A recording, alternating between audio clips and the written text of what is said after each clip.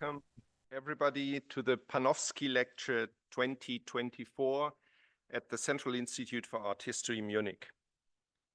I will mention the most important thing tonight right away at the beginning. Unlike the nymph Calypso, who kept Ulysses in her grotto for 7 years, we will keep you here in the reading room of our library or in front of the screen for a maximum of 70 minutes, I promise. Back to the Panofsky lecture. Erwin Panofsky's last book was published in 1969, entitled Problems in Titian, Mostly Iconographic. Landscape and love play, as we all know, a central role in Titian's paintings. Landscape and love are also treated iconographically by Panofsky. But probably nothing illustrates the change in art history over the last 5 decades more clearly than the changed interest and the completely changed approaches with which we analyze today landscape, nature, love, sensuality, materiality, etc. These are all aspects that Panofsky was most probably interested in, but which were in the 1960s subordinated to iconography. And I doubt that anyone today would choose the title Problems in Titian, Mostly Iconographic.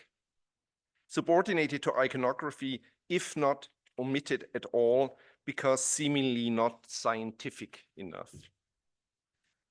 The interest and research of this year's Panofsky professor Denis Ribouillault reflect and promote a new changed awareness of our discipline.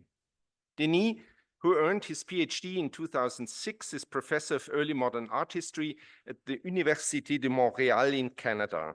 His research can perhaps best be summarized by the title of one of his recent essays from 2023, Le Jardin entre art, science et politique, the garden between art, science, and politics. In the garden, in this cultivated spot of nature, Denis' interests come together, ranging from nature to mythology, staircases, sundials, magic, and political power, and covering the entire early modern period with a focus on Italy. I'll just mention Denis' books. His PhD thesis was published in 2013 as Rome et ses jardins, paysages et pouvoir au XVIe siècle. And last year came out the Villa Barbaro at Mazères, Science, Philosophy, and the Family in Venetian Renaissance Art. Denis has also published numerous essays and edited several collected volumes, most recently Gardens and Academies in Early Modern Italy and Beyond. In order not to come close to the 7 years of Calypso, I will only briefly list the fellowships and visiting professorships at the Villa Itati in Florence, the French Academy in Rome, at Dumbarton Oaks, Washington, at the Università Ca' Foscari, the Università del Salento, and the Université de Bordeaux. At the Zentralinstitut, Denis is working on his new major project, Women, Witches, and Enchantresses, the construction of the landscape and gardens imaginaire. But before I ask Denis to give his lecture, I would like to thank our sponsors, the Friends of the Zentralinstitut Conjuncta Florescit, most sincerely. Only their support makes it possible for us to have the Panofsky professorship. And it is not only the Panofsky professorship that our donors finance, but also the opportunity to invite a younger fellow who works on the Panofsky professor's respective sub-era. This year, it is Pierre Chekhov, PhD student in art history at the University Paris I, Panthéon-Sorbonne, perchance the same university where Denis received his doctorate. Chekhov works on learned magic and witchcraft iconography in early modern art. Finally, thanks to the whole team at the Zentralinstitut for helping to make this evening in our reading room possible. I would like to briefly remind you all that we are not discussing the lecture today, but tomorrow at 10 sharp in our seminar room 110. You are all welcome to join us. Now, we are very much looking forward to your lecture, dear Denis, Calypso's Grotto, Art, Nature, and the Metamorphic Power of Love. Good evening. Thank you so much, Director Ulrich Pfisterer, also for the very kind, generous introduction. I will start also by thanking my colleague Iris Lauterbach, Dominique Brabant, especially for their generous invitation, for the friendship, also to the Association of Friends of the Institute for the generosity. I want to thank Anne-Catherine Fisher for designing the poster and the vitrine. And many thanks to all the people, including especially the fellows, who have made me feel so welcome at the Institute of the past month. And I also want to thank the team that set up the room, because I saw that wasn't so easy. So tonight, I'd like to give you an overview of the book I'm planning on this topic, exploring with you some images and places associated with the episode of Odysseus and Calypso from Homer's Odyssey, an iconography that has surprisingly received little attention in art history. The examples we will see range from the 16th to the 18th century and even beyond. But first, I would like to explain why I am particularly interested in this subject. There are four main reasons, which I will briefly outline by way of introduction. This is kind of a plan of the lecture tonight, with 5 main chapters, so to speak. So first, the importance of this episode in the history of landscape representation and garden design. This research aims to add a small chapter to the vast subject of the imaginaire of the garden grotto, to which valuable studies have already been devoted.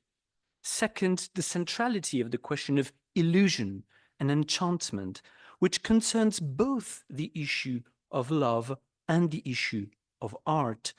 And all this, we will see, is also tied to questions related to vision. Thirdly, the question of intertextuality and intermediality. The reception history of Calypso's Grotto reads like a palimpsest, in the sense that Gérard Genette has given it. The literature on Calypso's Grotto is deeply marked by intertextuality, and the artworks on the subject are fundamentally intervisual, intermedial, but also theatrical, constantly pointing to references outside themselves. Calypso's story, itself a powerful literary ekphrasis that transforms the textual into the visual, words into images, is interesting, at least to me, precisely because of how it has moved and transformed from one medium to another, and how it locates the viewer at the heart of this metamorphosis. Finally, Calypso's story always leads back to questions of gender, love, and sexual desire. As we shall see, it would appear that many women took up the theme, either as artists or matrons, and created a complex personal image of the character and her grotto, with which they may even have identified. In this sense, exploring this theme is also an interesting way of looking at the construction of gender stereotypes in the early modern period, and at the history of women's agency in a patriarchal world. Let's recall the story first. Odysseus and his companions are shipwrecked on the island of the beautiful nymph Calypso, who rescues him, and in love with the hero, wants nothing more than to make him her husband and live with him forever. To soothe his nostalgia and his desire to leave, she keeps him in her enchanted grotto, trying to make him forget his wife, Penelope, and the world of men. For 7 years, Odysseus is imprisoned in this place, out of time and space. Finally, Jupiter sends Hermes to free him. Calypso obeys, but not without great sorrow. As Ernst Curtius has argued, Homer's description of the nymph's grotto was instrumental in establishing no less than the trope of the locus amoenus, a topos upon which the entire Western tradition of landscape poetry, painting, and garden design was then built. All the elements of the locus amoenus are in place: shady trees, a soft meadow, running water, songbirds, a cool breeze. But Homer also adds some disturbing details: a strong scent of burning plants, the enchanted song of the nymph, birds of prey circling in the sky. Something dangerous lurks in the hollows of this charming place. To quote Gilbert Durand in the Anthropological Structures of the Imaginary, quote, "In every cave of wonder, there remains a part of the cave of terror."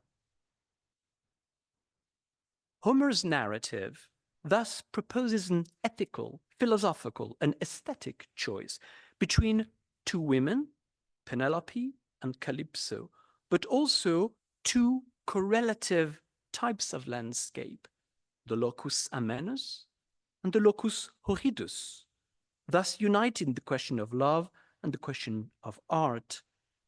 Like Hercules' crossroad, Calypso's grotto is the archetypal threshold and presents us with a constant and irreconcilable tension between beauty on the one side and false beauty on the other, the desire for images and the condemnation of appearances, physical contentment and spiritual dissatisfaction, or in the realm of heterosexual patriarchal male desire between the honest woman and the beautiful witch, virtue, vice. Indeed, Calypso's enchanted cave is at once a matrix grotto, a geological embodiment of the feminine, and a place where time and space seem distorted and reality appears only in the form of shadows. As in the myth, as in Plato's myth of the cave, in Calypso's grotto, Odysseus is a prisoner of the fictional character of the place.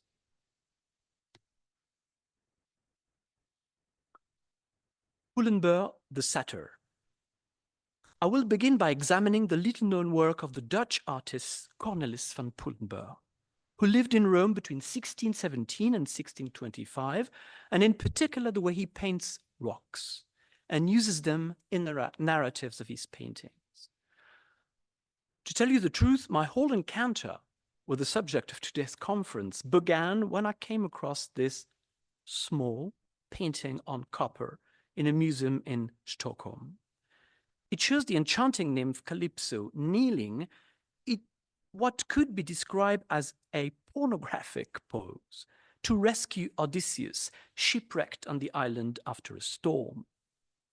The diaphanous-skinned nymph presenting her back to the viewer is completely naked. Her face is hidden.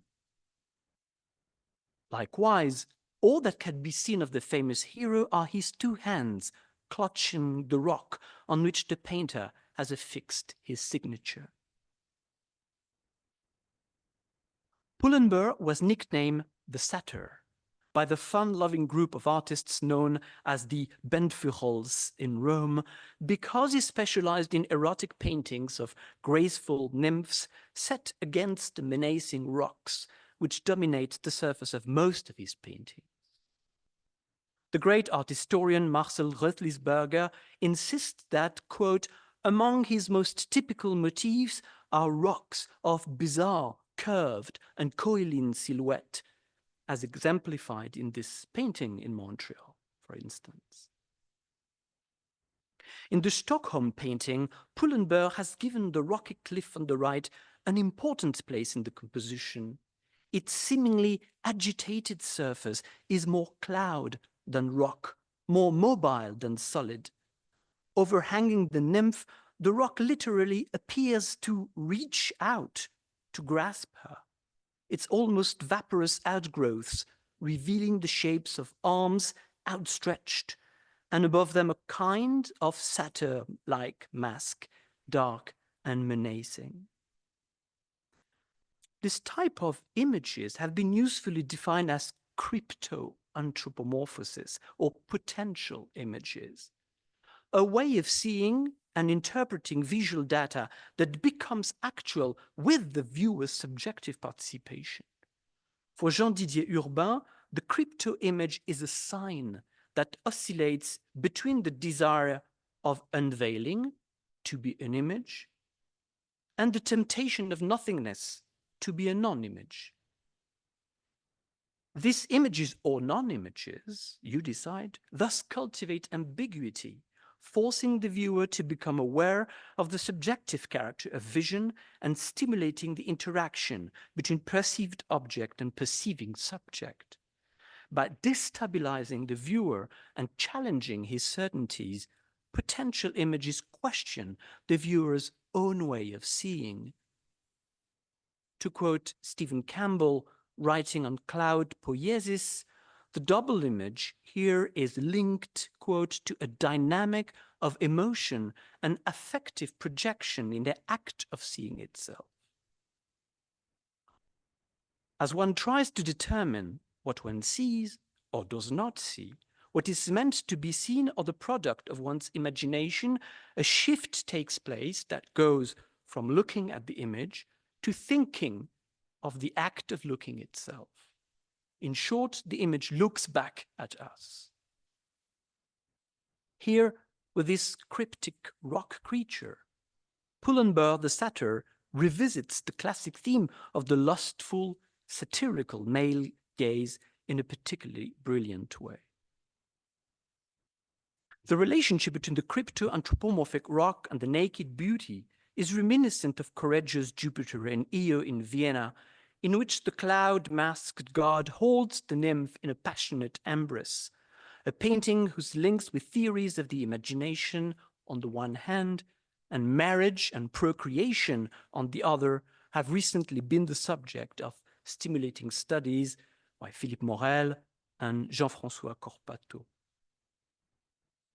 Lodovico Dolci's comment about the nymph's posterior in Correggio's painting is also perfectly suited to our Dutch painting. I quote, "I swear to you that no man with such a keen eye and judgment would see her and not believe her to be alive, nor so cooled by years or of such a hard temperament that he would not feel warm, tender, and all his blood stir in his veins."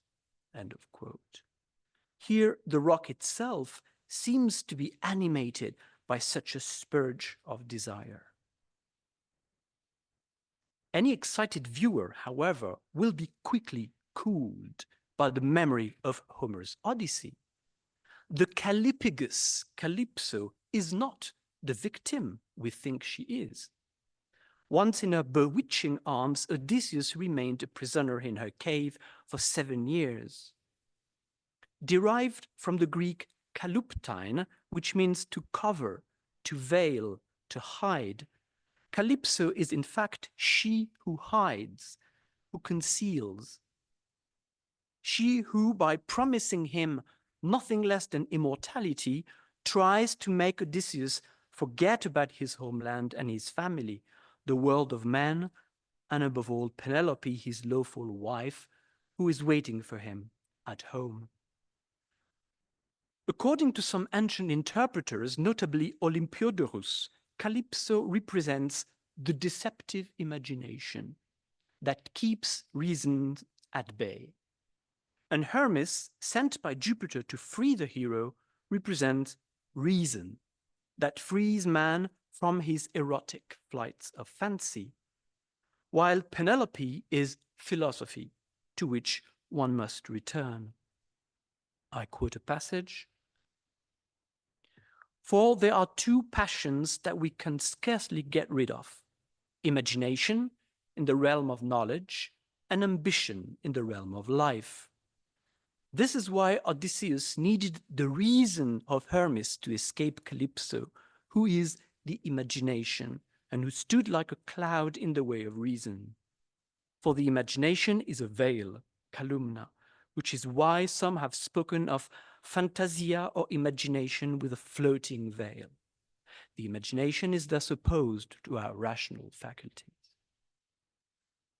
From a philological point of view, Olympiodorus' passage anticipates a vast theoretical field that from antiquity to the Renaissance focused on the imagination and its deceptive dimension, particularly when it is affected by sexual impulses and by magic and witchcraft. And here we have both. In his treatise on dreams, for instance, Aristotle explained that someone in love is more likely to be prone to pareidolia, to see the object of their desire in inchoate forms, and more generally to see potential images in aniconic surfaces and objects, such as clouds or rocks. We are easily deceived concerning our perception when in the grip of emotions, for example, the amorous person when in love. Wherefore, to those in a feverish state, and from a small similarity of the lines arranged on the walls, animals sometimes appear.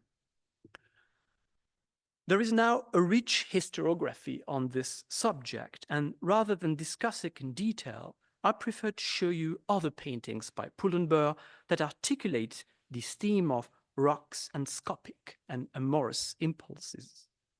I will show you briefly two more paintings. The first is Diana in her bath, surprised by Actaeon. In the foreground, the naked nymphs and Diana point to the intruder on the left, whose metamorphosis into a stag has already begun. In between, Pullenberg has painted a massive, extraordinary rock, an image of Diana's cave as described by Ovid, made of living stone, where, quote, nature has imitated art. And here anyone using their imagination can see one or more rock faces in this vibrant composition.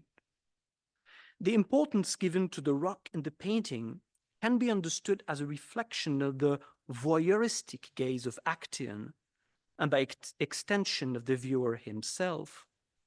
Of course, in the context of Ovid's story, this strange apparition also reflects the metamorphosis Actaeon undergoes as a result of his own scopophilia. While the image encourages the viewer to admire the beauty of female nudity, it also warns of the dangers that lie within. Implicit here, this kind of message was commonplace at the time and made explicit in engravings in particular. In an engraving by Hendrik Goltzius, the first one, of the allegory of vision, an inscription reminds us that the eyes must be bridled by the reins of chastity, lest man be deceived by the seductive appearance of things. Second engraving extends this concept by referring in the caption to Actaeon, who perished because of the power of sight. Second example, in the musical context between Apollo and Marsyas in Stockholm, Pullenberg again expresses this idea through the use of rocks. The painting plays on the dichotomy between the Apollonian and the Dionysian. Apollo and the beautiful muses on one side, and Marsyas, Pan, and the supporter Midas on the other.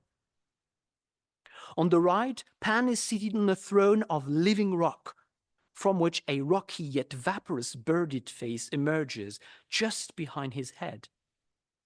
The satyr Marsyas looks with fear at the mysterious apparition behind his master's head, while pointing with his right hand at a naked couple walking away towards a wood.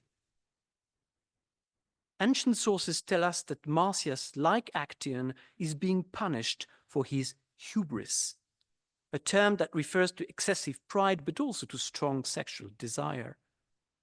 Having won the contest, Apollo flayed him alive in a cave, where he exposed his skin, which, swollen by the winds, sometimes seemed to regain shape and life. This is in Nonos and Elian. Thus, the face that appears on Pan's throne can be read not only as an hallucination, but also as a mirror of his own fate as he prepares to confront his adversary. Here again, the moral significance of the painting is centered on scopic and amorous impulses, which complement and, in a sense, neutralize its initial erotic effect. The viewer is aroused by the magnificent naked back of the woman playing the lute, but is also warned that following one's primitive instincts can have fatal consequences. The same scenario applies to our Calypso and Odysseus. Although a male spectator would initially be excited by the nymph who offers herself to his gaze, his knowledge of Homer might temper his initial enthusiasm. The monstrous rock, whose pose mirrors that of the reclining goddess, prefigures perhaps the subjugation of the hero and not that of the dangerous nymph. The double image functions here as a trap image, as Michel Vehmans would say. The image lures us in order to warn us. The passion for love makes us blind, and the appearance of things is often deceptive. The Garden Grotto. Also, we have seen that Pullenberg's metamorphic rocks could find an explanation in theories of the imagination that were well known in his time. I believe that his inventions owe much to real garden grottos, and of course to his travel in Italy and his drawings of many rocks. Of particular relevance to our topic is Fontainebleau's Grotte des Pins, built before 1543 on the ground floor of a pavilion linking King Francis I's new gallery of Odysseus with gardens planted in the style of Italian villas. In the garden, a pavilion was decorated around 1535 with frescoes by Rosso and Primaticcio, dedicated to the fruitful union between Vertumnus and Pomona. Primaticio's decoration of the gallery is dated a few years later, between 1541 and 46.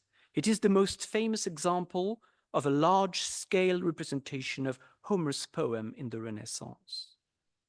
This iconography was appropriate in a gallery all'antica and recalls directly Vitruvius's description of the ambulationes of the ancient gardens of Rome, where Odysseus's travels from one place to another were considered a theme of choice.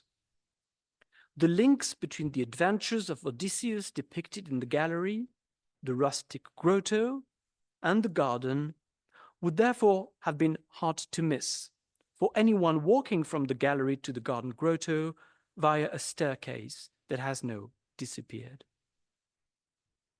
Originally flanked by two large satyrs, the Grotte des Pins is famous for its rustic portico, made of what Giulio Romano called opera rustica, or Sebastiano Serlio opera di natura e opera di artefice. The composition is particularly dramatic because of the four human bodies desperately trying to free themselves from the stone, their arms tied behind the jambs of the portico, unable to move. Their heads are turned toward each other in an expression of pathos. It is well known here that the artists were inspired by the statue of Laocoon, on which the figure on the left is based, and by Michelangelo's famous Prisoners. Both these figures and the story of Odysseus could then be understood in philosophical terms. For the French humanist Jean Dorat, for instance, Odysseus's voyage represents the journey of the soul, according to Plato, while Michelangelo's Unfinished Prisoners have been interpreted by Erwin Panofsky, for instance, as the Platonic soul, imprisoned in the body, trying to free itself from its corporeal bonds. Then the moralistic reading of the ensemble, gallery, grotto, garden, may have come later, as could be deduced from the inscriptions accompanying the engravings made after Primaticio's frescoes. And these kind of descriptions then will be very, very common in prints during the 17th and 18th century especially. The one here associated with the Calypso episode reads, quote, that love is the most violent of all passions, and that having won the heart, it sometimes reigns there so tyrannically that it is impossible to shake off its yoke without special grace from heaven, end of quote. The gallery of Odysseus, the grotto, the Jardin des Pins were seen above all as allegories of the king's exceptional virtue, aided by divine providence. In the final scene of the Odysseus gallery, the monogram of King Henry II, Francis I's successor, was discreetly but visibly added on Odysseus' shield. This is the theme of the vir virtutis, the hero who, like Hercules or Odysseus, must choose between virtue and vice, overcoming all obstacles to reach the highest excellence. And this would become a major theme in Renaissance gardens. It is what we could call a landscape metaphor, proposed also to the visitor as he moves and poses in the multimedial environment of the garden and the villa. But these are, of course, only possible readings of Fontainebleau. For the staging of the relationship between art and nature in the Grotte des Pins demands an aesthetic and intellectual response that can only be ambiguous. The indistinctness between the natural and the artificial blurs both the clarity of vision and the clarity of meaning, opening up the immersive experience of interpretation, an experience in the form of a choice, of an ordeal, a trial, like that of Odysseus. And interestingly, recent research suggests that the main theme of the Grotte des Pins could have been the judgment of Paris, a choice between not two but three women here, a favorite theme of Renaissance grottos thereafter. And in this sense, I think the Homeric narrative proposes a certain way of perceiving a work of art, and the always ambiguous relationship between nature and art, truth and fiction, reality and illusion. Here I cannot resist show you especially this engraving, which is said to derive from Primaticcio and from the Grotte des Pins, where we see here this blurring of boundaries, this desire to destabilize the viewer, and where we see these satyr figures appearing and disappearing in the rocks like shapes in the clouds pushed by the wind. There are other painters, of course, who used garden grottos as models to fashion an image of Calypso's cave. I show you here very quickly this painting, for instance, by Jan Bruegel the Elder, Jos de Momper, and Hendrik van Ballen, which shows the grotto as a dining room. This is quite an interesting type then, the Calypso as a dining room. And also this one, which I already show by Jan Bruegel, in which Calypso is not a dining room, but a cabinet of curiosities with naturalia and artificialia, typical of the culture of curiosity or libido scendi. Calypso, epithalamium, and female spectatorship. We could assume that the erotic interpretations of the episode we have seen so far were directed primarily at a male audience. However, several examples show that the iconography was often chosen for spaces where the intended audience was also, if not primarily, female. For instance, Calypso's grotto appears in the fresco cycle by Giovanni Stradano and Giorgio Vasari that decorate the so-called Room of Penelope in the Palazzo Vecchio in Florence, as part of the apartment of the Duchess Eleonora di Toledo, and here in a room mainly used by the Duchess and her female attendants. Here the activity of weaving is highlighted as a suitable activity for women and as the most important industry in Florence at the time. More or less a century later, between 1674 and 1678,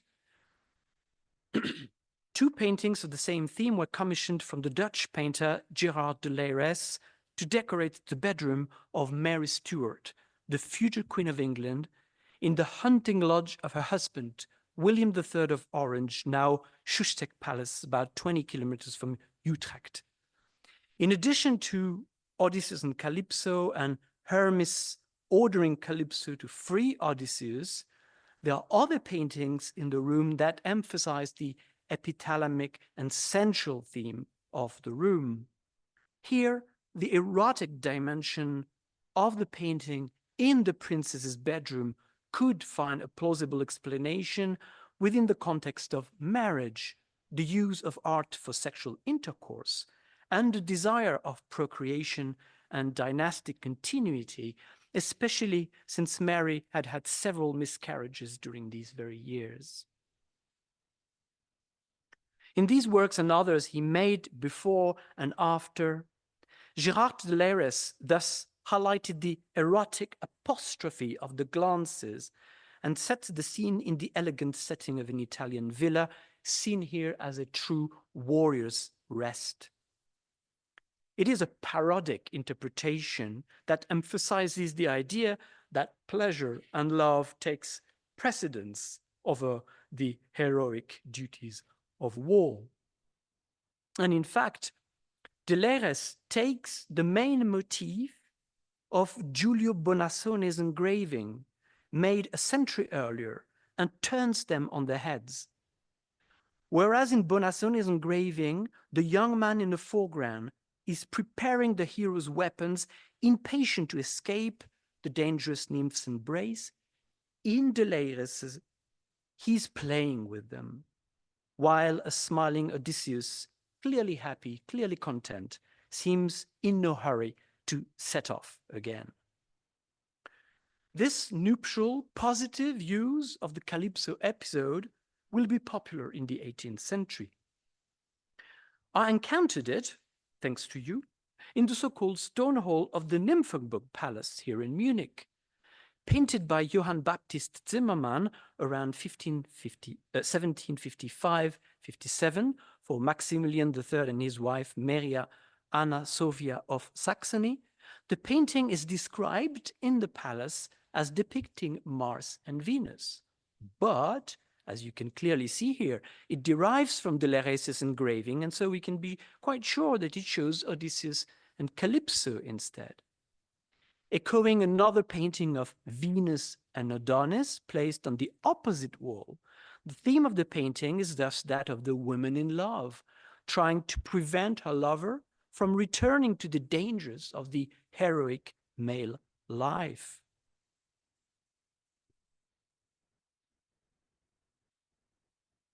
A much more grandiose interpretation can be found in Schleißheim Palace, echoing again the magnificent gardens outside. The entire vault of the dining hall was painted by Thomas Christian Wink in 1773 and depicts the arrival of Odysseus on Calypso's island, with an obvious emphasis here on the preparation of the banquet.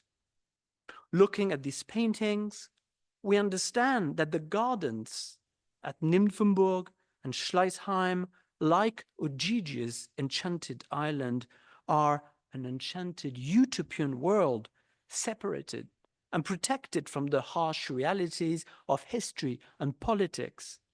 Perhaps a reflection of the enlightened rule of the monarch Maximilian III, marked by peace and reconstruction after the terrible wars of the Austrian succession. To conclude on the subject of weddings, which paradoxically constitute an important chapter in Calypso's iconography, we can note that Calypso's garden began to appear in theatrical settings at the beginning of the 17th century, more precisely in Florence, for the wedding of Cosimo III of Medici and the Archduchess Maria Magdalena of Austria in 1608. Here I show you the third scene of the play The Judgment of Paris, which is this magnificent Giardino di Calypso, where the well-known Homeric episodes were reenacted and sung, of course, with dance. Fénelon's Aventure de Télémaque, Calypso's Grotto as a salon. The clear entanglement between literature, painting, the garden, and the theatre is already apparent in the examples I've discussed. But one event accelerated Calypso's iconography in an unprecedented way.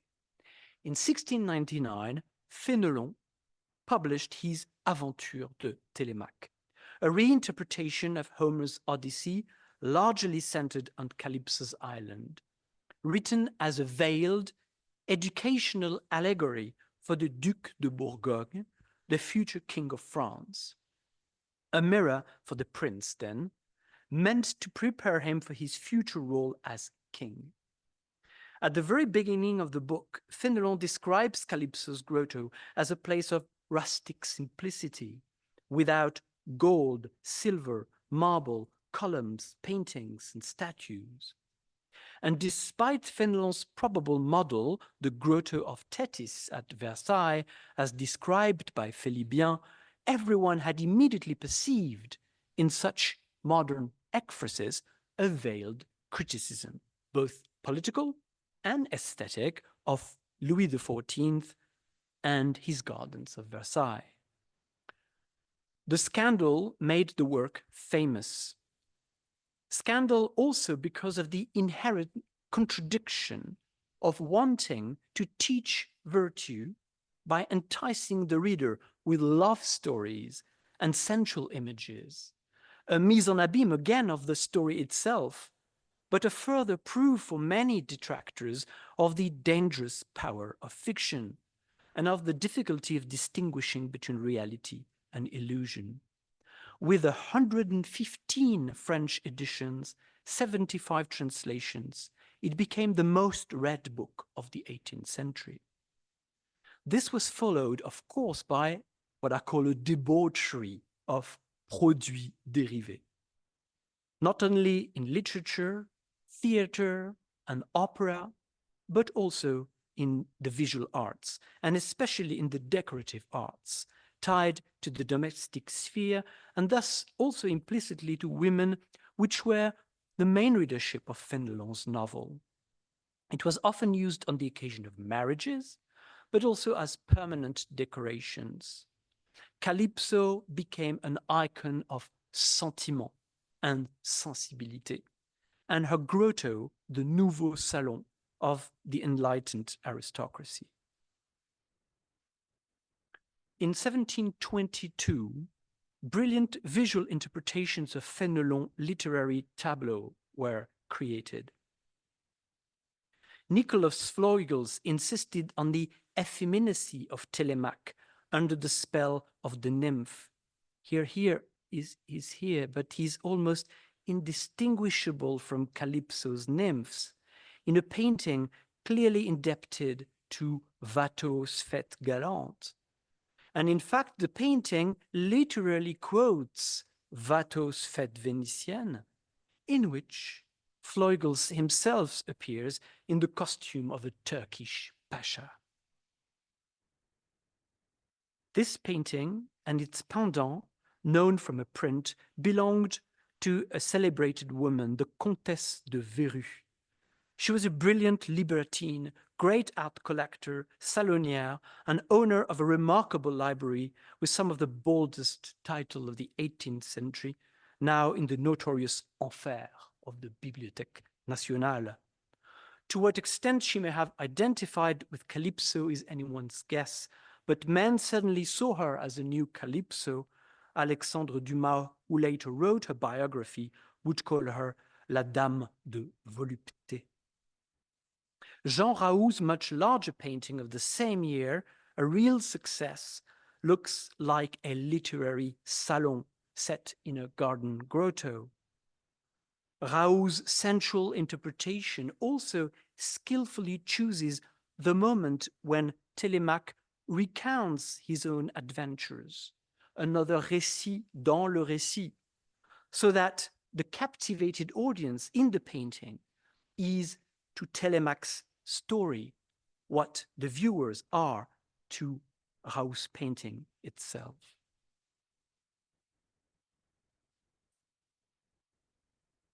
Back to garden grottos. The aesthetic and political ideals of Fénelon's landscape would not remain without consequences for the development of gardens in the 18th century, which were increasingly linked to sensualist values. In England, the poet Alexander Pope, in a note to his translation of the Odyssey, praised Calypso's grotto in highly pictorial terms, emphasizing the importance of the relationship between garden and landscape. Pope's remarks anticipate that of other garden theorists for whom Calypso's landscape was predominantly associated in garden theory with modern, here natural, English gardening, in contrast with the French Baroque garden. And this is the case notably in a small book written by Karl August Boettinger in Weimar at the end of the 18th century, was translated in French almost immediately, Description du jardin d'Alcinoüs et de la grotte de Calypso, fragments sur le jardinage des anciens. Here you can see that I have a nice French accent. Scholars have suggested that Pope's famous grotto, built in his garden at Twickenham on the River Thames, was inspired by Homer's Odyssey, probably through William Kent, the famous stage and garden designer who left us several representations of Calypso's grotto and of the poet himself in his new grotto. This is this famous drawing. Equipped with mirrors and a special lamp, the grotto at Twickenham functioned as a camera obscura. Quote, "When you shut the doors of this grotto," Pope wrote in 1725, "it becomes, on the instant, from a luminous room, a camera obscura, on the walls of which all the objects of the river, hills, woods, and boats are forming a moving picture in their visible radiations." End of quote. And later, Pope would place an extraordinary number of curious and precious rocks, crystal, fossils, and other rarities on the walls of his grotto, which quickly became a public image of Pope himself, of his thoughts, and of his poetry. This idea that the grotto is a space for the poetic construction of the self is useful for understanding the extraordinary world of art, music, theater, opera, and gardens that Wilhelmina of Bayreuth conjured up a few decades later in the Franconian Switzerland of Bavaria. Her story is, of course, well known to all of you here in Munich. Raised in the Prussian court to marry the future King of England, in 1731 she became Margravine of Bayreuth instead, a small town whose provincialism and rusticity she initially detested, as she harshly recounts in her memoirs. It could be said that her task from then on was to transform the place into a cultural hub, to bring into it literally and figuratively all the worlds that she valued and that reflected her own interests, dynastic ambition, and persona. Visitors to Wilhelmina's Bayreuth will encounter two main themes in each of the buildings whose construction and decoration she helped to supervise: mirrors and garden grottos. creating a visual world in which inside and outside, vision and reflection are inseparable, a truly theatrical, multimedia, and almost virtual world in which metamorphosis, visual and oral games, also musical, so everywhere, is everywhere. Take the so-called Old Palace of the Hermitage, for instance. If you look closely, you will see that the rustic walls are literally bursting with life as human and animal heads emerge from the rough stones. An enchanting vision that anticipates that of the interior with its mirrors, virtual gardens, and exotic worlds of paint and stucco.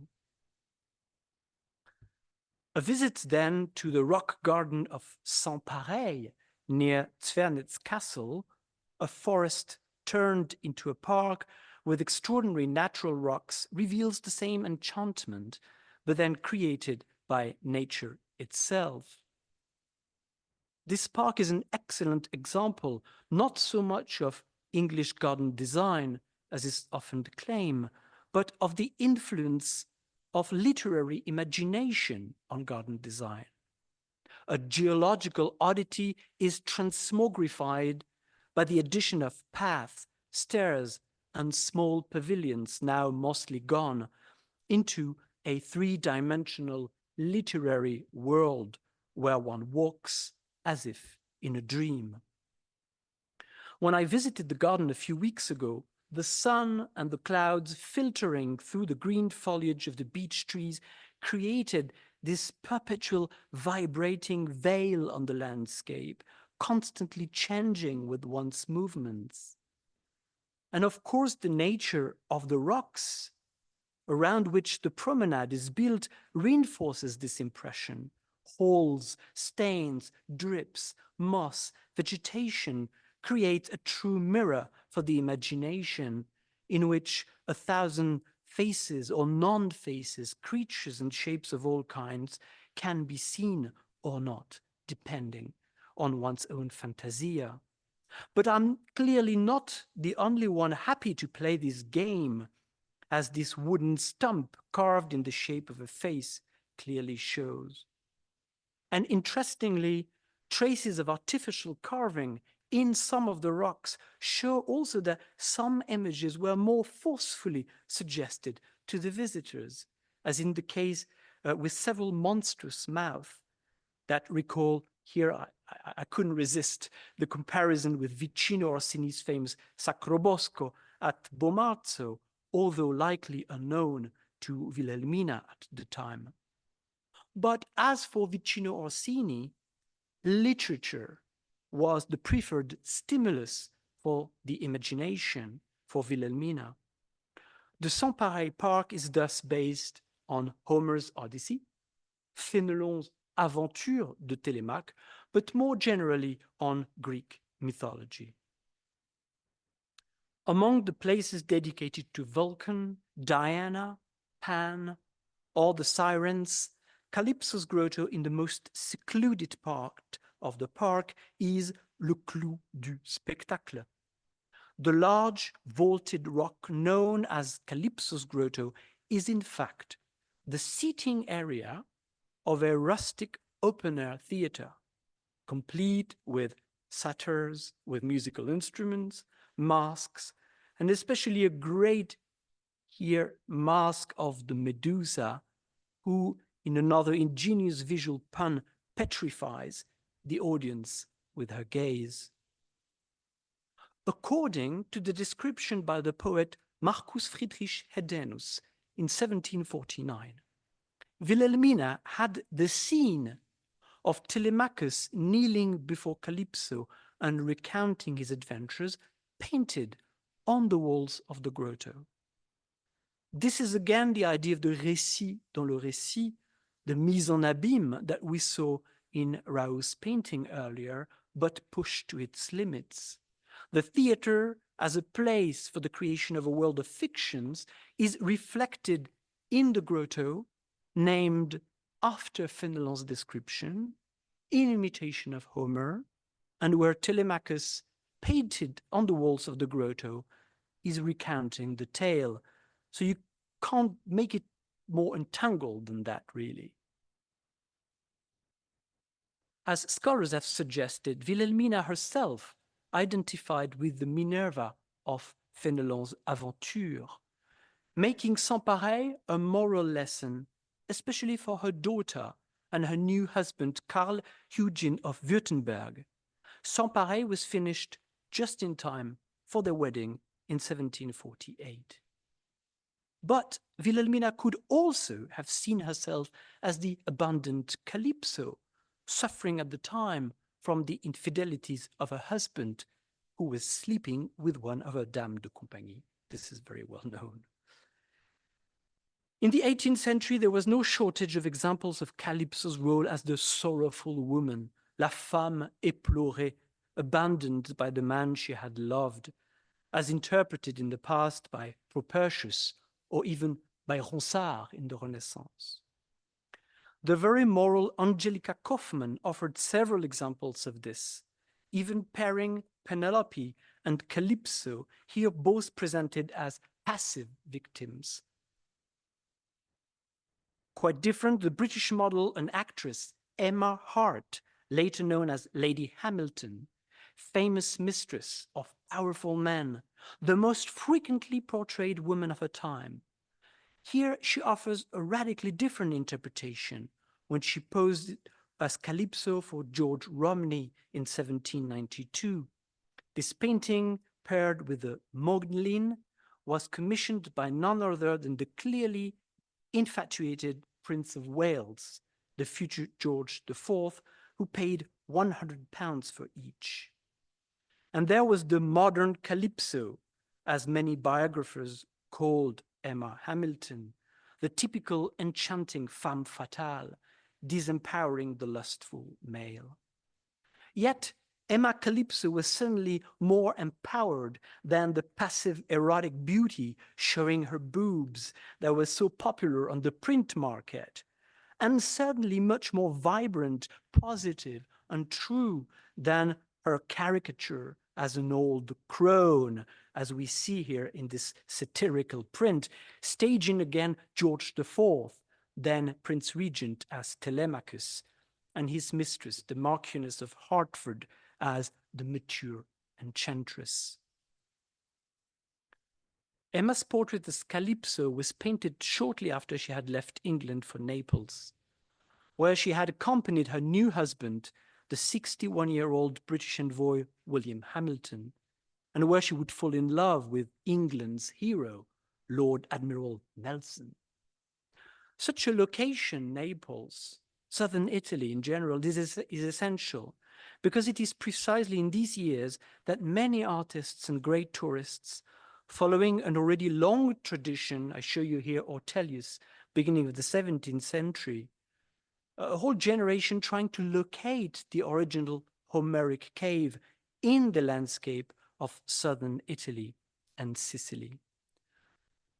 Among the most beautiful works linked to this Homeric imaginary, I want to show you these magnificent drawings by the German artist Christoph Heinrich Knipp, who is known for having accompanied Goethe on his expedition to Naples and Sicily in 1787.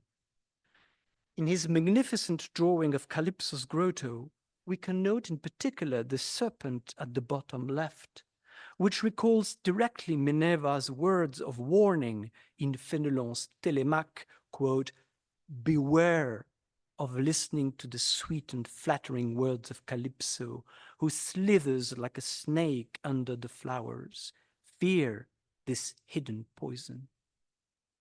But the pendant shows another sorceress, Circe, on the island of Aiaia. I'm introducing here Pierre Chekhov's talk in a few weeks. And here she shows Circe with a lion representing the sensual pleasures that reduce men to the state of beast. And the lion looks toward a tree in the left foreground, from the bark of which a lion's head clearly emerges. Circe's island, of course, is also a place of enchanted nature. In conclusion, in this conference, I have spoken of Calypso's Grotto as a place of encounter between art and nature, but also between the work of art and the viewer's imagination, a virtual space. To use Julie Park's words, quote, a space where the boundary between exterior reality and interior fantasy was blurred, with space itself mediating the equivocation, end of quote. What I find particularly interesting about Calypso's Grotto and its early modern avatars is that love and desire play a crucial role in mediating these polarities, reality and self, nature and art. In Calypso's Grotto, one could say that images are not made by chance, but are provoked by love. Without pretending to draw clear conclusions to this tantalizing question, I would rather leave you to ponder two final, quite funny examples, which, if anything, testify to the pregnancy of this episode, not only in art history and landscape design, but also in what we now call media archaeology. So the first extract of a video I will show you is one of the first movies of views made by Georges Méliès in 1905, in which the professional magician that he was, turned film director, used the grotto to experiment with some of the very first special effects in the history of cinema. And the second video I want to show you, for me, as you understood, I'm not a very serious art historian. It's one of the greatest interpretations of our episode. It's a cartoon from 1976 of Asterix and Obelix, whose story is based on the 12 labors of Hercules, and in which we finally see Calypso not as the dangerous seductress and witch, nor as a poor abandoned lover, but as a true feminist.